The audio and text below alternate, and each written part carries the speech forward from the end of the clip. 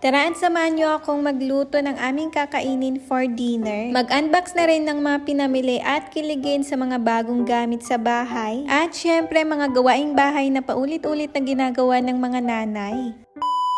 Hello, magandang araw sa inyong lahat. Kamusta kayo? Eto nga pala yung araw na nagkabukol nga pala si Zane ng malaki dahil nga nahulog siya. Pero bago nga yun, nakapag-unbox pa nga kami ng mga pinamili naming gamit. Eto nga yung mga yon at bumili nga rin kami ng bagong plato namin. Yung plato kasi na ginagamit namin ay magkaiba dahil nga nahulog tapos nabasa. Kaya talaga bumili na kami para nga parehas kami ng ginagamit ng asawa ko. Bumili na nga rin ako nitong lalagyanan ng bawang, sibuyas at luya. Para sa bread talaga yan, pero yun nga yung gusto kong ilagay. Nagutom na nga rin kami at tinamad na nga kaming bumaba para bumili ng ulam. Kaya naman eto na nga lang yung niluto ko.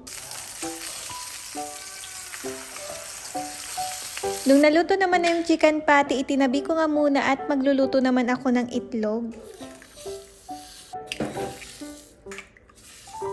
Nakalimutan ko nga rin lagyan ng konting oil kaya naman dumikit nga yung itlog. Kaya naman dahan-dahan ko na nga lang din binaliktad yung itlog. Nung naluto naman na itinabi ko nga muna dahil ipapainit ko nga din yung tinapay namin. Nilagyan ko na nga rin ng Japanese mayo, tapos yung chicken patty, cheese, tapos yung itlog at ketchup. Tatlo nga lang pala yung ginawa ko at tag-iisa nga lang kami ng kakainin. At ayan nga, ready na, kaya naman kumain na nga rin kami. Syempre makikita nyo na naman yung malalaking subo namin dahil nga gutom na nga din. Meron nga rin pala kaming biniling lalagyanan ng itlog kaya naman inayos ko na nga. Nung natapos na nga rin ako makapaglinis sa kusina, pinatay ko na nga rin yung ilaw. Bumili nga rin kami nitong bathroom rug na malambot. Ang ganda ngang apakan pero isa nga lang yung nabili namin. SALE nga din etong mga unan sa home box kaya naman bumili na nga rin kami. Sa wakas nga't mapapalitan na nga din yung mga ibang unan namin. Ang sarap nga ngayakapin nito dahil nga ang taba-taba. 50 by 75 cm nga pala yung size niyan. Ultra soft, medium support, microfiber pillow na nga rin yan. At eto naman yung lumang unan namin, medyo iba na nga yung kulay. Kaya naman kailangan na talagang palitan dahil nga manipis na rin. Sa home box nga rin pala kami bumibili ng cobre kama namin. At yung kinuha ko nga ay yung pang aesthetic na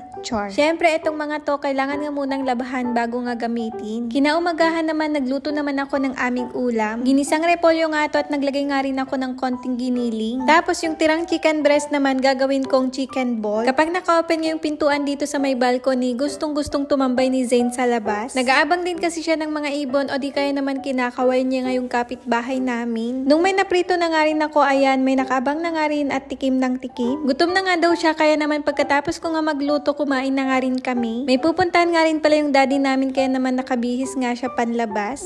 Bit mo na dati ha. Meron na. Siyempre.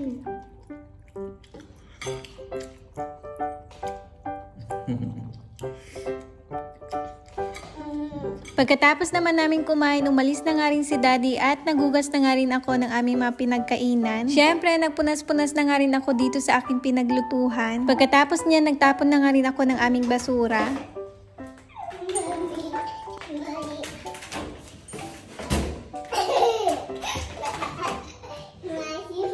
O, diba? Ang kulit talaga ng aking anak. Tumakbo pa talaga siya para isara nga yung pintuan. Eto naman nung nagising na nga siya ng hapon, bumaba na nga siya ng higaan at nakikipagpikabo na nga.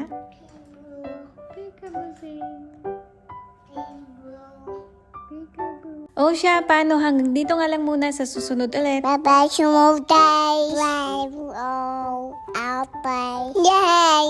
Chupo.